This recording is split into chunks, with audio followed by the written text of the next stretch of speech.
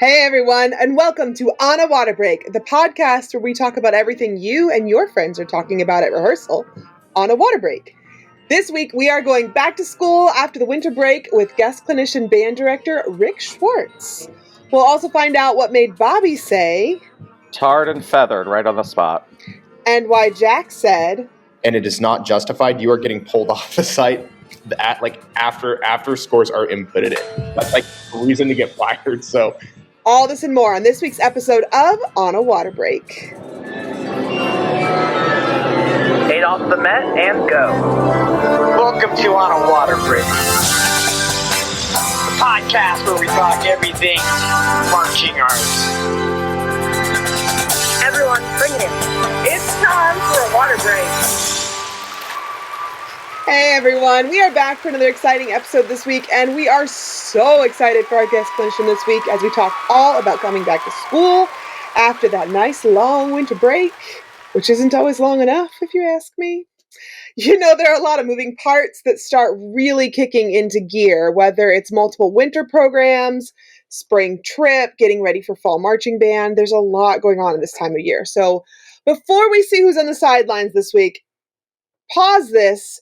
Go subscribe, turn on notifications on your favorite listening apps, write us a review, and make sure you share this with a friend because we can always use some sharing around.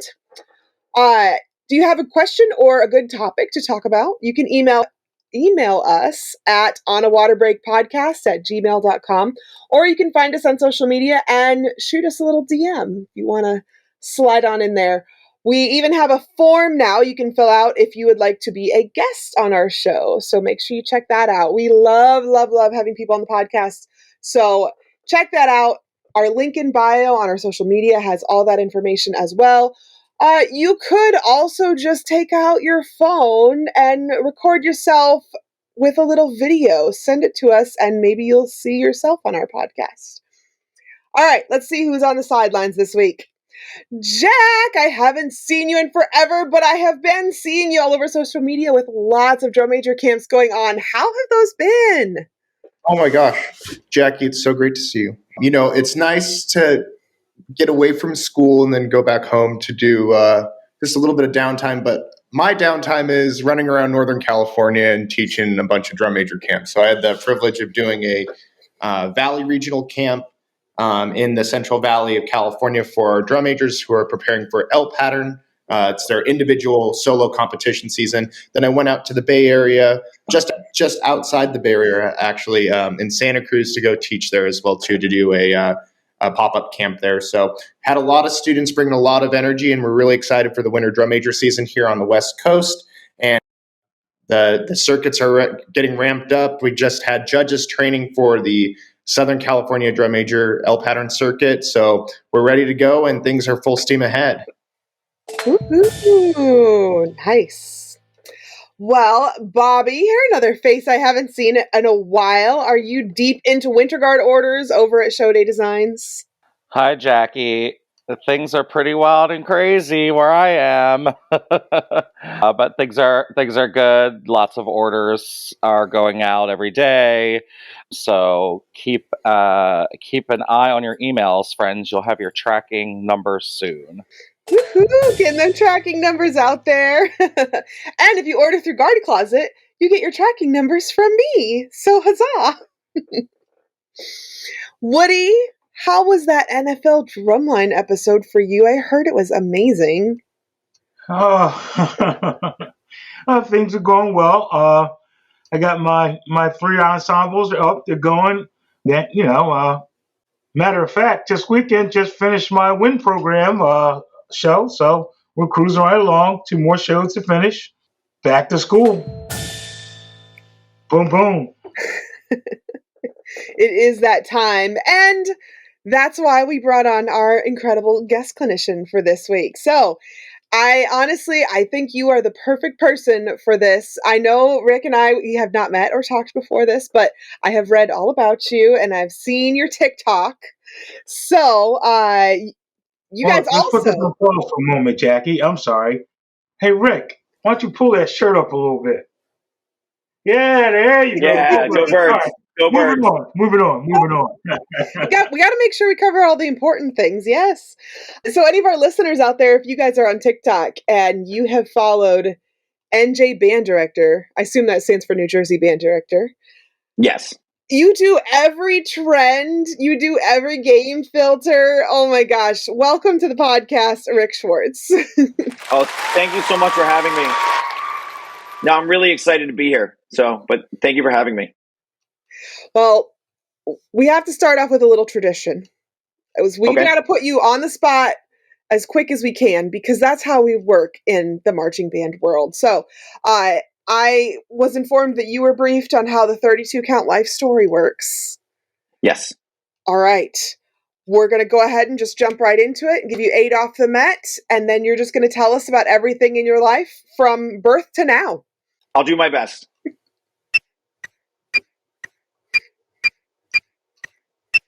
So I grew up in the Philadelphia area. Go Birds. I went to Westchester University where I marched with the incomparable Golden Rams. I spent some time at Temple as the grad assistant with their marching band. And then for the last 20 years or so, I've been a high school band director in North Jersey and South Jersey, not at the same time. And I've got a wife and 2 daughters. I think I did it in under 32 counts. That's impressive. Yeah. I relate to the 2 kids thing because I just recently had my second kid, which is why I haven't hardly seen anybody lately. Been busy. How? Congratulations. Thanks. How did you go about starting your TikTok? Like, what went into that? What were you thinking? So I don't think I was thinking anything at the time. Originally, and you could ask some former students of mine, I was dead set against TikTok. This is not the thing that I want to do.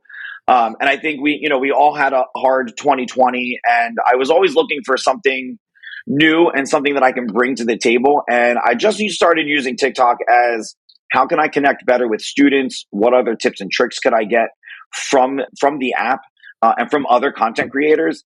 And as I was scrolling videos and, over a couple of weeks, I was like, I think that I could do this. And my main goal was first, can I help another teacher, whether that's a starting teacher, whether that's a student that's in college wanting to be an educator? What can I do to assist? And I started making videos with those. And well, I didn't get any traction. There was no views. There were no follows.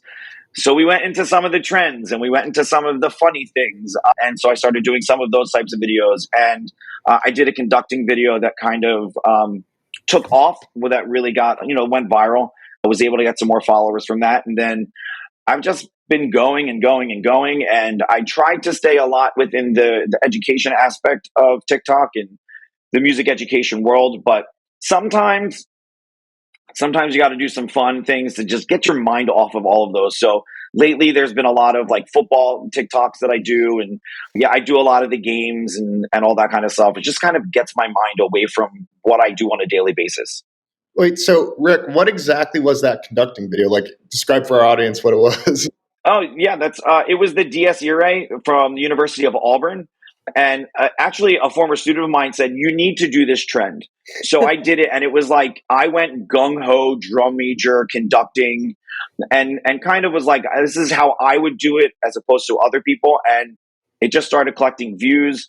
I actually got somebody screenshotted it and put it with Auburn's TikTok page. Like they used that video as well. Yeah, like as a drum major judge, I gotta get a look at this. I'll make sure to get back to you on that execution. That's fine. It is pinned if you want to see it. It's one of the first videos right at the top, so you won't miss it. We love drum major representation. We love that drum major representation. Yeah.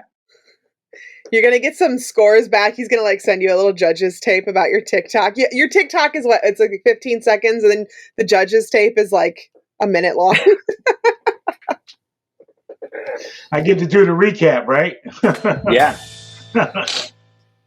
So what's been the funniest thing that has happened to you since you started the TikTok?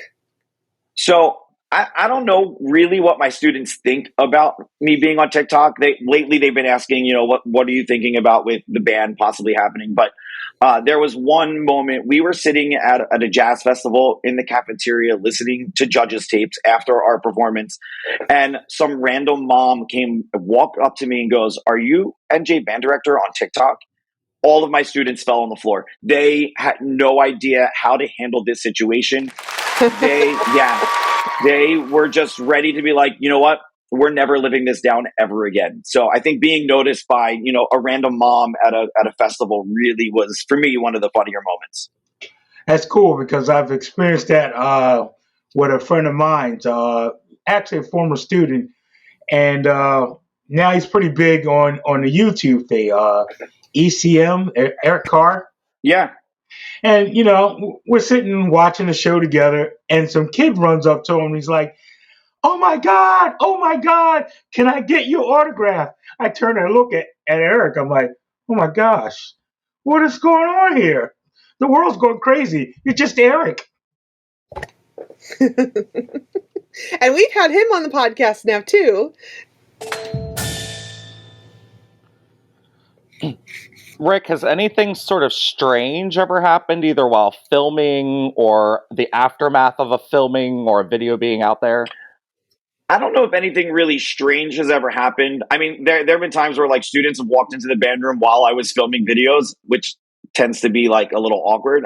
I do think one of the stranger things I think that might have happened though is I took the family to Disney World, and I also do some other content, some family. Being a girl dad, I really like to, also showcase the things I do with my daughters. But we were in Disney a couple of years ago, and we met Peter Pan, and I just started filming. And I thought it was the most like heartfelt moment. First character you're meeting in Disney World on your first Disney World trip. Thought it was absolutely amazing. And I was like, you know what? Let me just post this, and whatever happens, happens. It currently has over 9 million views. Nice. And now, yeah,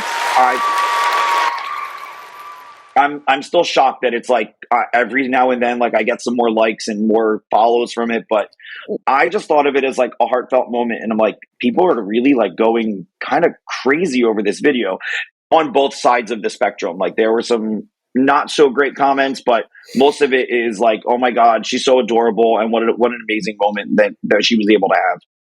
Yeah, those so haters and those trolls come out, and you're just like, oh why? My God, they're so why bad. do you waste your energy? So yeah, so that's what this platform is for, haters. Yeah.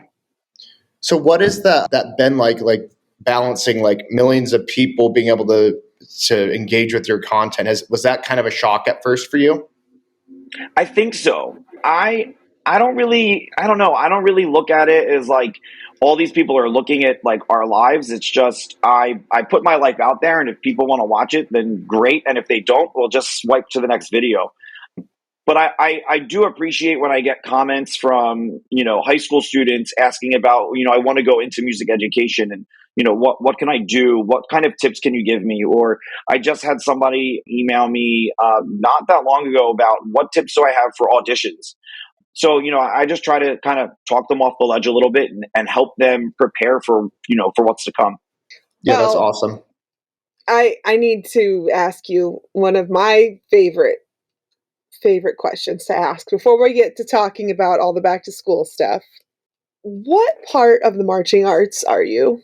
Well, I mean, if you haven't been able to see, I've got a big personality. That's the part. I'm the trumpet section. I'm the trumpet soloist. I'm loud. I'm energetic. I put it out there for you to see everything. I love that. The entire trumpet section and the trumpet soloist. Yeah. All right, we are going to get to talking back to school in just a moment, but first, let's do the news.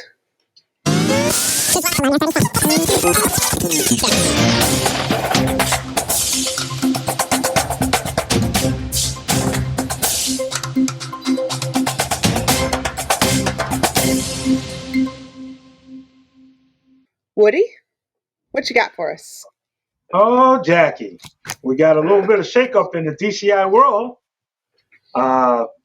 The judge's administrator has changed hands.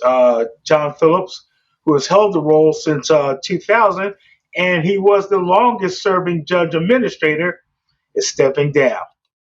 And to fill that role this year will be Julie Davin, and she will be our new judging administrator. 25 years is a long time to have one job. Just saying. It's a wrong time to have this job. A lot to do, huh? No, it's a long time to have the job. Oh, he was there for 25 years. Well, I can't hear, Jackie. Yeah, all that loud drumming, it will do it for you. But 20, that is a long time since 2000, right?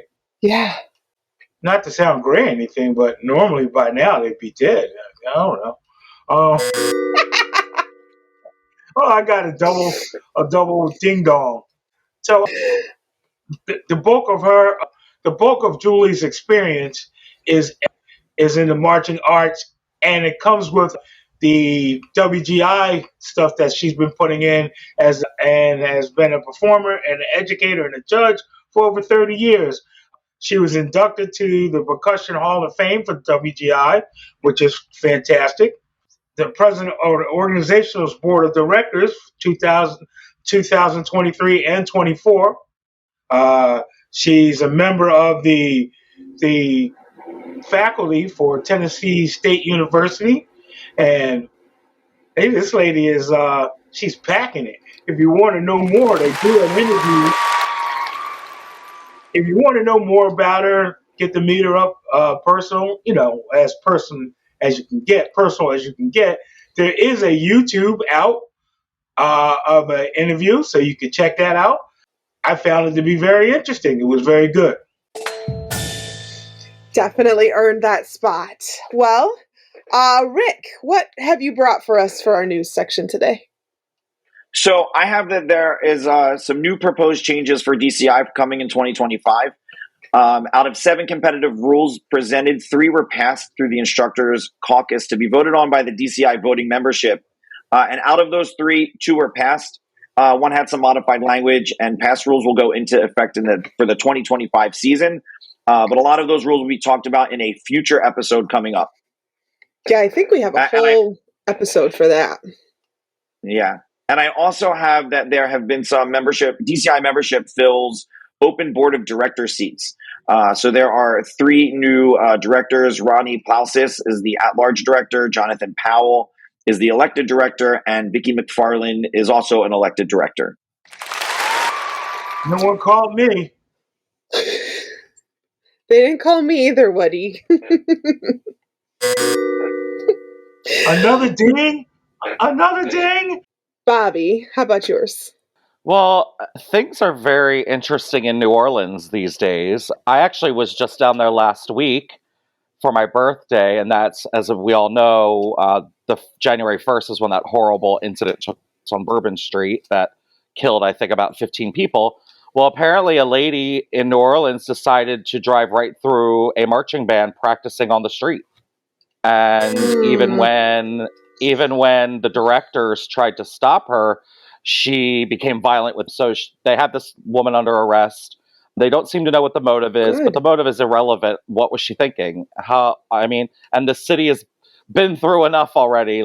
It's just, having been down there, people were saying, the first couple of days after it was just like sort of a gray cloud hung over the city. And so, let's they're about to celebrate Mardi Gras and get all of that going. So let's just send some love to New Orleans. Definitely. I hope that they can hold things together down there. There's going to be a lot of tourists coming in, and if there isn't a lot of tourists coming in, that's probably going to hurt their economy for the year that they're planning on. Whew. How many of you guys have ever blocked cars for your students? So every time we are defenders, man. Yeah, every time when we walked from the band room to the football stadium, and as all of you know, the parking lots are always insane. We've got a wall of parents, and not because I don't think the drivers are trying to be violent or crazy. It's just it's scary, So all the time. We talked, I think, Jackie, were you on the Pride episode? Maybe not, but there's always in those parades, you're blocking somebody from cars or spectators or something. Well, as old guys, there's always a story. Our problem is you don't have enough drummers throwing drumsticks at cars that pass through the lots. That's what we used to do. I don't know if I should say this, but there has been a hood or two in my college days dented by a rifle butt. There you go, see? There you go. Show some fire. Guilty of that too. You just got to do what you got to do sometimes, like we were saying earlier.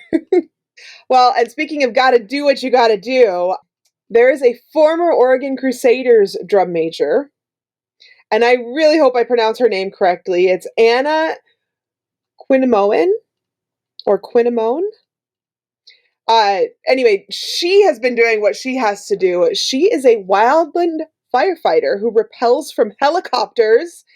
And she actually had an interview with Dan Potter over on the DCI social media about her perspective on the California wildfires. So she's not currently involved, but she does have a lot of experience of that type of firefighting that they're doing right now. And she really did a good job of letting things in, letting us have that perspective and letting us understand kind of what these people are going through right now, fighting those fires over in the LA area. It's awful, awful, awful, awful.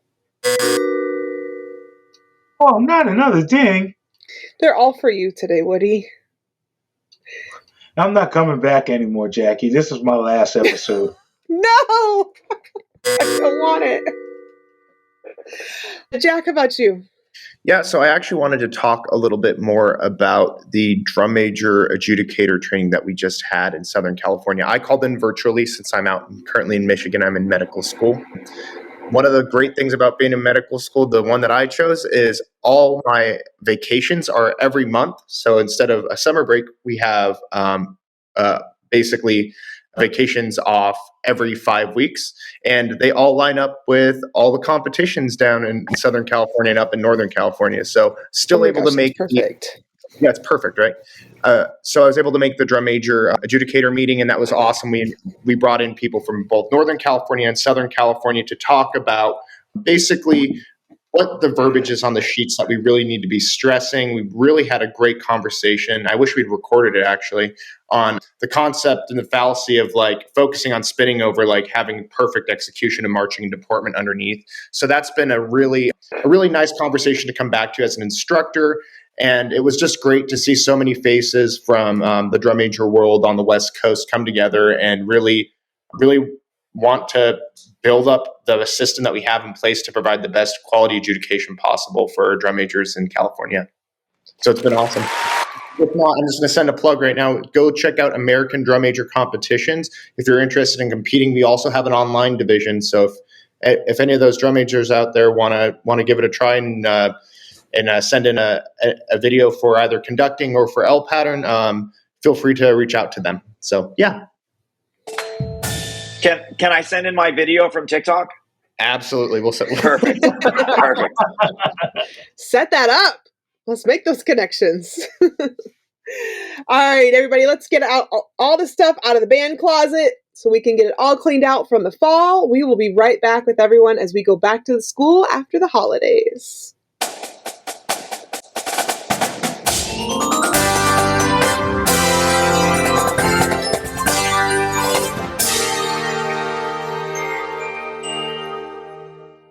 Celebrating its 25th anniversary, Guard Closet was founded as a consignment shop in 2000. Since then, it has grown to become your one-stop shop for the marching arts. Do you need consignment uniforms and flags for your color guard, marching band, or drumline? We have thousands of sets of consignments in stock and ready to ship. Do you need show design and custom choreography? Our designers have years of experience in the marching arts. Do you need to sell your items and clear out your storage areas? We take in more than 600 sets of consignments each year and return hundreds of thousands of dollars to our consigners for their sales. Do you need to have your students order shoes, gloves, and other equipment? We can set up a microsite for easy student ordering of a wide variety of items. Do you need custom costumes or flags? We can help get you great designs from our team through top vendors like Showday Designs. Have you listened to our podcast On a Water Break? Weekly episodes and bonus content keep you entertained and informed with what's going on in the marching arts. For over 25 years, Guard Closet has been here to help. Check us out at guardcloset.com or follow us on social media.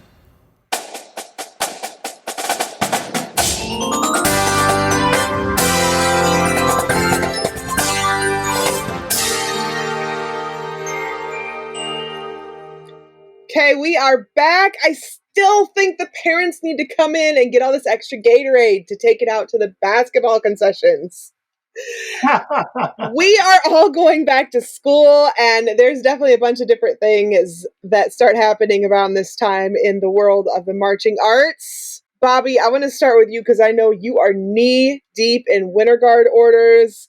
I know there are people out there who haven't even placed their Winter Guard orders. They are emailing constantly. What do you want to say to them? Everyone is doing their best. It's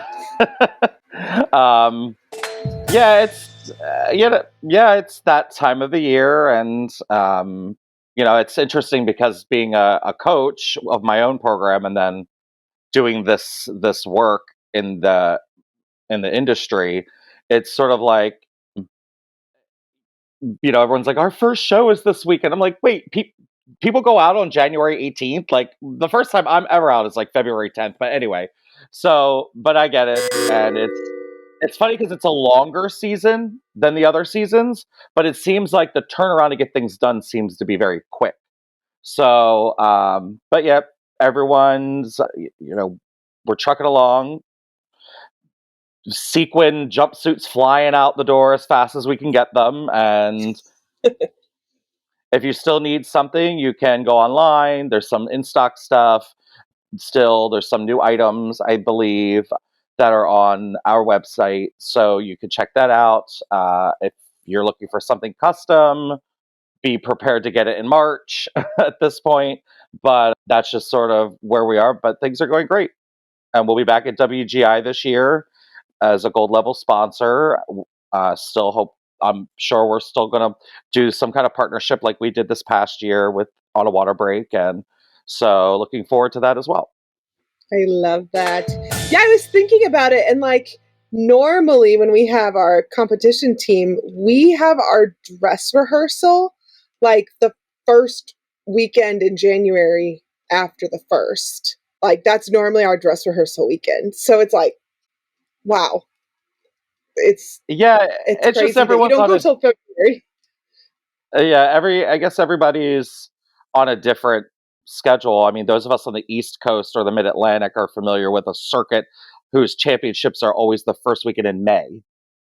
So I think that and they're held on the Jersey Shore. I think here in Greater Philadelphia, we're just a little more not as ready to go on January 1st. Yeah, it is. Wow. Because we end we generally end the weekend before WGI championships is our circuit championship. Yeah, those extra couple weeks, they are brutal. Brutal. Another day. What's going on in percussion land this time of year, Woody? When do you guys start out with your season? Well, actually it depends on if you're scholastic or independent. Because most of the here in the Jersey, I guess you could say tri-state area, Pennsylvania, New Jersey, Delaware, most of the gyms are not big enough to house WGI independent groups. The floors are too big. So, and it's very expensive to move out and do a local show because there's nobody to compete against in this whole Philadelphia area. So basically the independent groups go to the regionals, which means on a week, off 4 weeks, on a week, all 4 weeks, Mhm. and you may do 3 regionals and championships. The scholastic thing is a little bit more in line with Bobby. I know my program that I just took over, it's going to be early for them, but we're coming out the first week in February. And I'm still thinking, oh my God, all the way to May, because you got other stuff to think about. I'm already past the indoor season. My kids are just getting started. Jack, I'm Thank so you for the glad phone. you're here because I feel like otherwise I would be the only non-Jersey Shore person. Hey, the West Coast, or I kind of represent the Midwest and the West Coast out this Yeah. point for the podcast. So trying to balance this out on the West Coast side of things. Yeah. Gosh, coming back into the second half of the school year, I mean, all eyes are going from parade season for here on West Coast for our parade bands, and then we're going into winter solo drum major competition. So I was telling you guys about that. One of the things that I did this season that I wish I'd done in other seasons is I went back to the score sheet, and I decided to dissect that as an instructor and no longer as a judge. Like I feel like those perspectives are very different, right?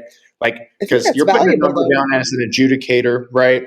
And you basically see it as you see it as sort of ticks, right? You see each one of those little words as like, okay, someone could get this wrong, and like I tried to look at it this time from my instructional point of view. I was like, okay, where can I optimize? Like how can I optimize this? So I think, for any of our instructors, this goes beyond just like drum major training. Like for any instructor out there, please go back and read your sheets every year. Like I feel like that's worth its weight in gold before you start designing. It really helped me out this year, and I feel like that's like one of the things that like isn't really talked about a whole lot. Is like they're spelling it out for you in wheat. How are you going to optimize those words, right?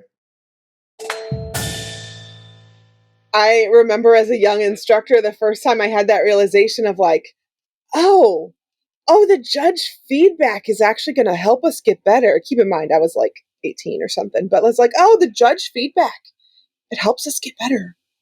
That's crazy. Jack, you're going to get us all in trouble using that bad word tick. Oh, I know, right? How dare you? I know. Another room for improvement. Rick, what are the band directors of the world doing now that winter concert season's over? Hibernating. I'm joking. Yeah, I'm trying to rest up as much as I possibly can to get ready for that push in the spring. But a lot of what we're doing now is just getting back into the swing of things, reteaching all of those bad habits that kids kind of jump back into after winter break. But I'm getting ready for festivals coming up in a couple months. Jazz band is starting up, and probably going to start some fall planning pretty soon. Love that jazz band season. Yes, I do. Not enough. A lot of fun. Not enough teams participate, right? Not enough. Exactly. Yeah. You guys do competitive jazz bands? We do. Last year was, I think, our second year back into it since COVID. Had a fairly successful year last year, and we're looking to go out and do a few more festivals this year. So, new year, new you. What are we improving upon for this coming year? Rick, why don't you kick it off? So I know for me, I'm always looking to try and just get a jump on things. And the last few years, and again, since COVID, things move a little bit slower. I really want to get a jump on next year's fall season. I've been listening to shows and trying to get some ideas, but it's putting together that first staff meeting with my team to start designing next year's show and just really get the ball rolling. And hopefully, I can also use that as a recruitment tool of like, hey guys, look, this is the music that we're going to do, and get them really excited and pumped and ready for the fall season or even the summer season. The summer season. Ding dong. Yeah. Ding dong. Band camp, what? No, we start before band camp. We're jumping at the bit right as school lets out. Nice. We start up 2 nights a week. Yeah. They don't summer season in Missouri? It's complicated here. And it's definitely, we don't have like a marching circuit specifically, so it's different from school to school too. Well, it's not a circuit for us. It's just let's just knock off the rust while we can before we have to do it at band camp, kind of a thing. We do training camps, and actually, the school that I am working for, I have worked for a really long time, and you guys have probably seen if you go on my Spintronics social media, I post about them from time to time. My Ava kids, they do like a training camps during summer school. So the students like get to go in and get their summer school credit, and that, you know, it helps the programs at the school, and that's cool. And that's in June also. So they do that. And then in July, end of July, beginning of August, around here is band camp time. There are some parade competitions in the summer, from what I understand, but I've never been involved in them. Good for you. Bobby, when should people be getting their designs in? Like, what's a good timeline for that? Well, we're past the indoor season stuff, so that should have been in November at the latest. But if you still need something, you know, see what your manufacturing friends can do for you. As far as marching band, I mean, if you should have a good idea by like May, I would say. I know that usually you have final numbers. I know this as a band director myself. You have your final numbers usually like maybe right a week or so before school lets out. I know that's when we ask for final commitments. And so as long as you have everything sort of going, the ball's rolling in, let's say May, early mid-May, and then by the time designs are finalized and wrapped up, you're ready to give us numbers in early June, mid-June, then you're good to go for the fall season. But anecdotally, I would say, because I know all of us marching arts people are going year-round. You know, I think about my friends that do competitive cheer. That's another thing that goes year-round, you know. And so I would say the thing we should all try to do is enjoy relaxation when we can and be better at that as well. Find those. It's okay to take a Sunday afternoon and not think about your marching band or your color guard or your drum line and spend it with family or friends or going for a walk or grabbing a coffee. So anecdotally, I would say that. It's probably good advice. I wish I could go back to 20-year-old Jackie and say, hey, just slow down a little bit. It's okay. It's okay. Well, it's only 2 years ago, right, Jackie? Oh, of course. Of course. Just 2 years ago. Totally.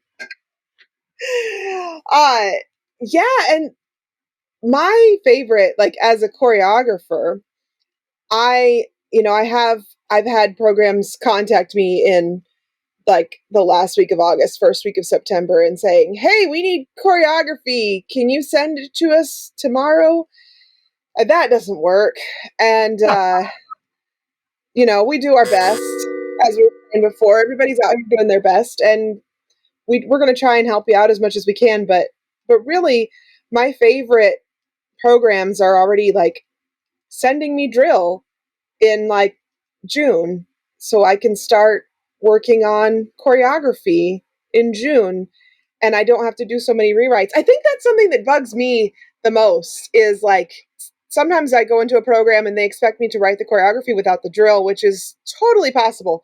But once the drill comes through, you're going to be making adjustments like crazy. So why not get some drill to me first so I can write choreography that's not going to have to get changed as much later? That would be my big piece of advice.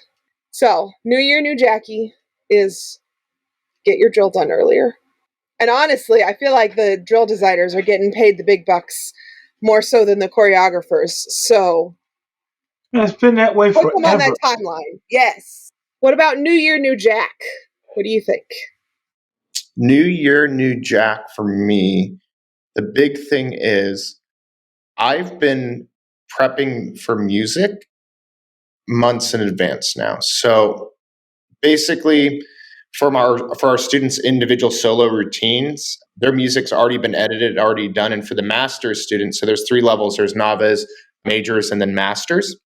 And so that is like the epitome of like what a solo competition should be like. So they're doing cinematic music, right? They're doing the full gambit for their drum major routine. And so right now it's selecting music for state championships, because one of the little tricks that I always have up my sleeve is I always switch the music for state, so no one knows what it's going to be.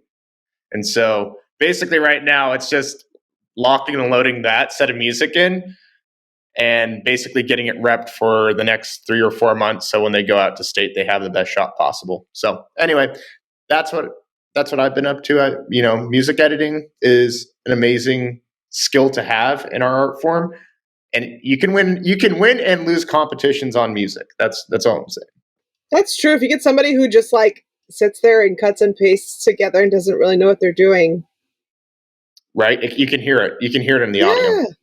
New year, new Woody.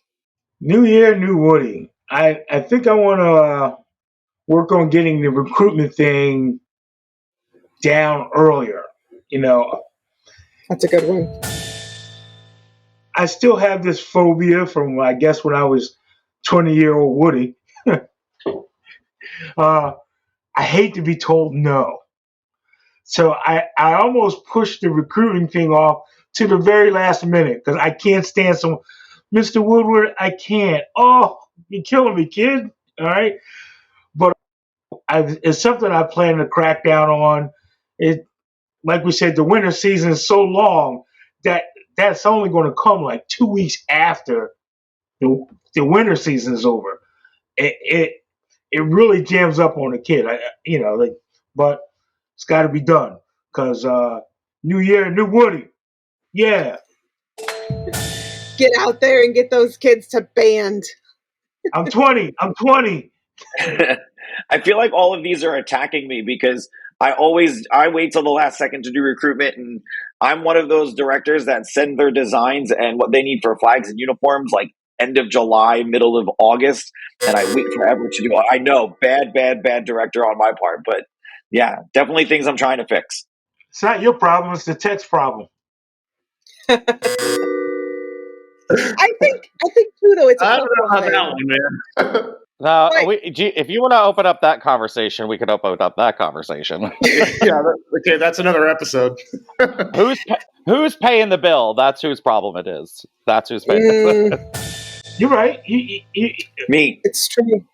It's true. I think it's a bit of a cultural thing too, because there was a time when you didn't need to do all this stuff so far in advance because everything you did with your band was all local and right there, and you didn't get new uniforms for your color guard every year, and you didn't get new flags all the time, and you just had like your one set of school color stuff, and that was what you had. So unfortunately, the more things change, the more they stay the same, and now we got more junk to do, and somehow it's not staying the same. So we need a new phrase. New year, new phrase. So what are we not doing this time of year that we should be? Like, and not necessarily just us here. Sorry. I don't want you guys to feel called out. If you do feel called out, I'm sorry. That's not my intention. But what do you feel like we should be doing that maybe directors and instructors are not thinking about? For me, I already pretty much know the show that I want to do, and finding a way to get the props ready for band camp instead of a month after band camp starts. I really should be doing that. It's probably not going to happen, but the dream would be. Yeah, I'm the same with Woody. It's just making sure that you're planning and doing the things that are going to set you up for the most success that you're going to have for the fall. I know for me, this past season was a nightmare with our props and our uniforms taking way too long than they should have. And I think that's just us waiting until the last second to finally decide what our show was going to be and designing everything, as opposed to why didn't we take care of this in February and March when we had a lot more downtime, as opposed to we're trying to get through rehearsals and everything else and teach all the things that we needed to do. So Yeah, right. I would tell directors, like, get on it now. Like, start that planning, figure it out, before the end of February. So that gives you 3 or 4 more months to really get into it before summer starts. Do you have any TikToks on this topic? You know what? I doubt it. There might be from a couple of years ago. I tend to kind of recycle as much as I can, but I could probably go through my band director tips folder and see what's in there. But it's definitely something I could put out in the next week if TikTok is still here in the next week. True. Yeah, how about that, right? Yeah. How about that? I think everybody's bluffing. I don't know what to think, but I can't imagine it just completely going away. Ni kwe Schwabusha TikTok. That's my Mandarin. All right. We're going to have to go make some TikToks at the concession stand because it's time to switch shifts down there. So we'll see you back in a minute.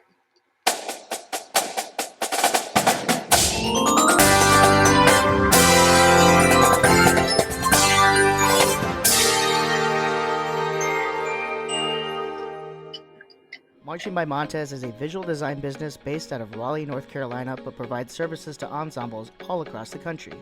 Our services include custom drill and staging for marching bands, indoor winds, indoor percussion, and winter guards, as well as custom band and guard choreography for all 3 winter idioms and marching bands.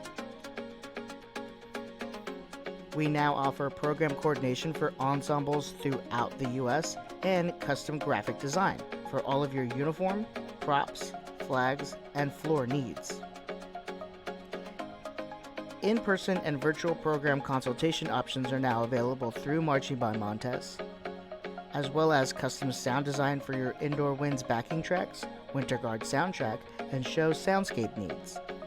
Visit us at marchingbymontez.com, contact us at joey@marchingbymontez.com, and check us out on social media at Marching by Montez.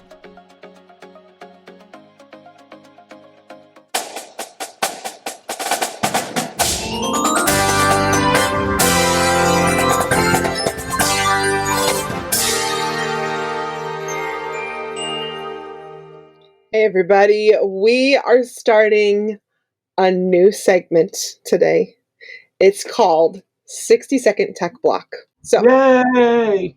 Yeah. Each week, one of our hosts or guest clinicians is going to be forced, we are going to force them to give a 60-second tech session with the section that needs it the most after our final run. So, basically, our special tech of the week has to choose 3 topics that they think they can give a 60-second nonstop speech about, and maybe it will help some of our listeners out there. And this week we thought the drum majors are the ones who needed a little boost. So Jack, you are up, and I will say, we warned him in advance. So Yeah. it's not just coming out of nowhere. But Jack, Yes. you said your 3 best topics were, number 1, maintaining strong marching and deportment while performing. Number 2, how to be loud as a drum major when you're a quiet person. Number 3, if it can't be executed, don't do it in performance. So, what do you guys want to vote? 1, 2, or 3? I like number 3. Yeah, I guess 3 sounds good. I do too. You could tell that's the band director in effect right there, right? See, I was going to say 2, but y'all... Interesting. Okay, you all got me. Okay. I just need new ways to tell my kids don't do it. So, the more ammo I can get, the better. Bobby? Just do TikTok for that, huh? Do you want to be our timer? I've got it. We're ready to go. Okay, Jack. This is an honor. This is an honor. Jack, are you ready? Let's kick down the door on this. Let's go. Are you ready? 3, 2, 1. 60-second tech block. All right. 60-second tech block.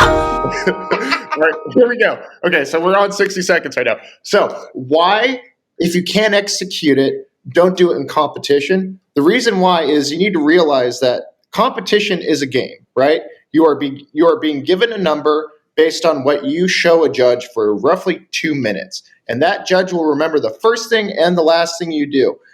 And so basically, you want to show them in that time window as much excellence as possible because they're looking to provide that, to provide feedback while also acknowledging what is being done right. And the more you 30 can show that seconds. you are doing things right, the better you will be at getting a higher box score, right? So just from a competitive standpoint, that's what you want to do. And so there's also a bigger scale picture of like execution over content, right? It'll make you feel more confident being able to do something that you know how to do versus gambling on something that you don't know how to do.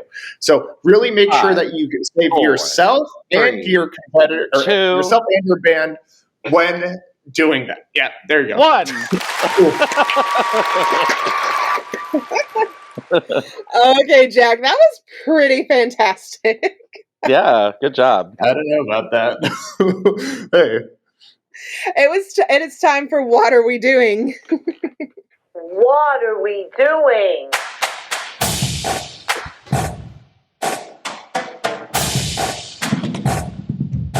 What are we doing? Since Jack just did that lovely 60-second tech block, I'm going to let him have a little break. Bobby, do you want to start us off with What Are We Doing? Well, what are we doing with trying to make rehearsals happen in what is, like, so far at least where we are, some pretty snowy weather? I mean, we've been blessed with some pretty mild winters, at least here, I think, on the East Coast and in the Mid-Atlantic. But these last couple months, we've been hit with a couple of dicey situations. So, we can't control the weather. We know that, and we all commiserate together over the subject. And God bless our friends in Southern California. And there was some Midwest storms that hit through pretty badly. But how do we keep our spirits high, when we know we really want to be at that rehearsal, but we just can't be, That's the hardest thing, I guess, during this time of the year. We get ice. Like we had a snowstorm this last week, but normally we don't get snow, we get ice, and it's like inches of ice. So, yeah. Yeah, that's ugly. It is. And the number of times we have had performers trying to make it to rehearsal on ice and just, you don't want to take those chances. What are we doing? Well, just to make you feel better, we have snow that turns to ice, so don't worry about it. Woody, why don't you take the next one? What are we doing? What are we doing? First off, let me just say, Jackie, this is a really tough segment for me because I'm not a negative guy. It always just seems negative. I don't know. But I'm going to say, for what are we doing? Why are we making these competition seasons last so long? Yeah! Oh my goodness. The fall is like 3 weeks. The winter is like 10 months. Oh my gosh.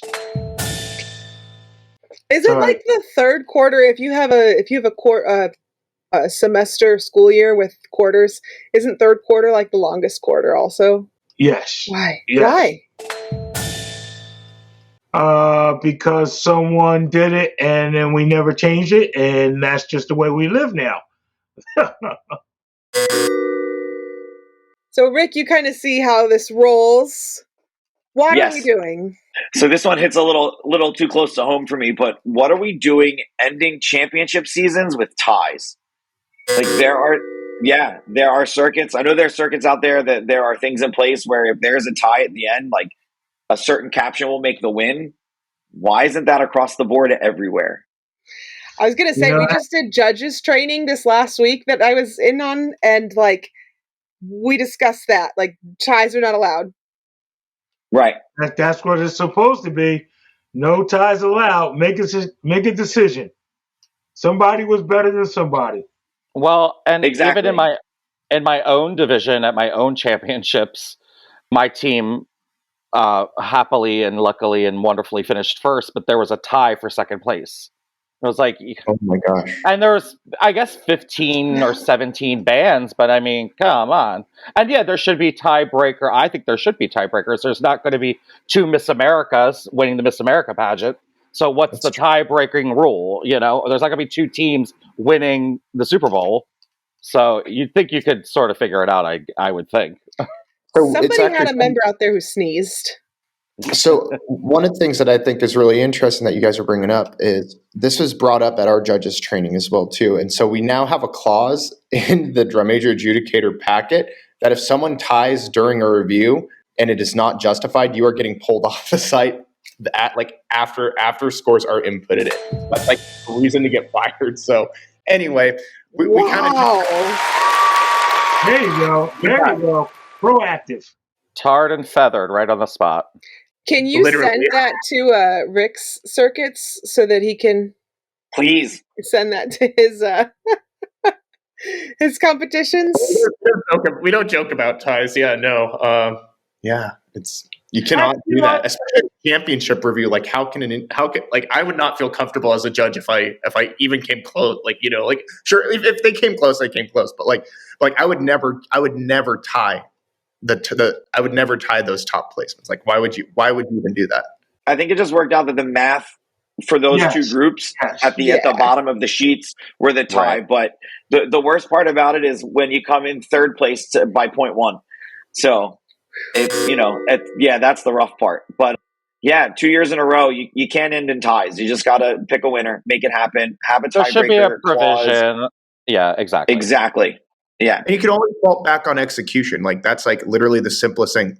Go to the execution subcaption. That should be weighted more than your content, right? Like, and base it off of that. And then go down the list based on, like, if there's a tie in that subcaption, go to the next. So anyway. I don't know. For myself, I've found that when you find that your numbers are not right that way, especially if you have 3 or 4 groups that are about the same caliber and you did what you thought was right, but then like Rick said, at the bottom there's a tie.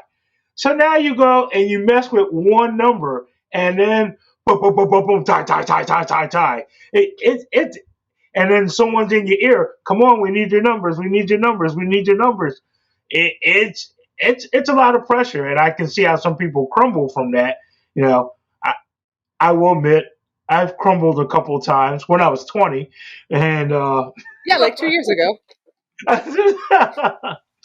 But that's what I would say would happen a lot. Once you mess with those numbers in that competition suite, sometimes it just blows the whole thing up. I love competition suite actually because I can go back and change, like make adjustments to change the rankings like later on throughout the show if I need to. Yeah, the art of not boxing yourself in, right? Yeah. And there's always that stingy guy or girl who doesn't like to bleed into the box 5. You know, well, guess you got to open it up some. It's me at the beginning of the season sometimes. I know. That's the worst time, isn't it? The beginning of the season. Oh, I'm always afraid someone's going to play my tape to another one. Everyone's doing the same mistake. Hey, start on the left foot. Come on, people. Start on the right foot. Jack, what are we doing? So this one hits close to home. What are we doing to support our Southern California bands through the wildfires right now? So I know a lot of instructors have basically been displaced, right? And so we're beginning to run through the season. The process is going, right? Like we have competition in 5 weeks across California. So that's going to be first competition. And I suspect drum major routines aren't done in SoCal in some spots. So I really hope that that people who are listening are willing to send that money, because there are GoFundMe's for high schools there are several high schools that have burnt down who are in need of funds and whatnot, and repair, as well as for the families, hundreds of families, right, who've been displaced. So if you have the ability to looking into finding ways to give to those communities, that would mean the world, not only to me, but to everyone on the West Coast. So. It's funny. I called my buddy out there to make sure he was okay, and they were rehearsing. So, Yep. like, at least you got something to keep your mind off the fire that's coming, huh? Yeah, the smoke is the bad thing, though. That's a lot of my instructor friends who usually have their rehearsals outside. They're like, "Yeah, no, we've been having to use the basketball gym to protect basically from the smoke as well too for the schools that can rehearse." So anyway, yeah. I was going to ask you about that. How far down is the smoke going? So I have a friend in San Diego who said it was somewhat smoky. So it was still present in San Diego, but I mean it's all in LA. It's all sort of just trapped in this like triangle in LA between the three fires that are going. But they are managing to contain them, but the winds are the problem, right? Like so, it's blowing from north to south, and it's just bringing it right into the city. Well, Rick and last Woody, summer we had those fires in Canada. Yeah, I was just going to say that. Yeah. Yeah, it was all the way down here from Canada. It reached all the way down. Yeah, so the wind takes that smoke, and it's bad breathing weather and air. So I know. Yeah, it's terrible. Well, God bless those people. Sorry, Jackie. Go ahead. Turn it over to our more positive side, Woody's favorite, the Gush and Goes. Great job, everyone. Set your equipment down. Gush and go. Woody, do you want to kick us off? Sure, I'll kick it off. I'm almost done writing. Yes. You got to be happy about that. And this is probably the earliest I've ever been since I've been writing for programs. It's awesome. Bobby, do you want to gush and go? Well, I'll gush about the fact that people may not know that Woody and I taught together for a number of years in the mid-2000s, and I'm still at that same program. And Woody's talked about judging, and he's judged my program as recently as this past fall.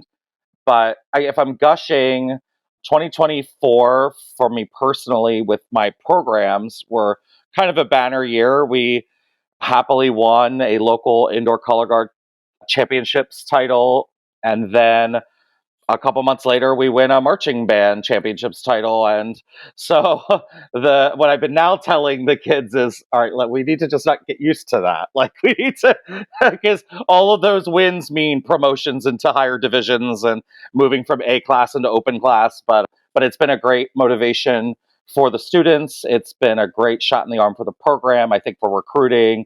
And, we all know we know competitions are a necessary part of what we do. Some of us love it more than others, but there's no taking away from the fact that a win certainly helps the program.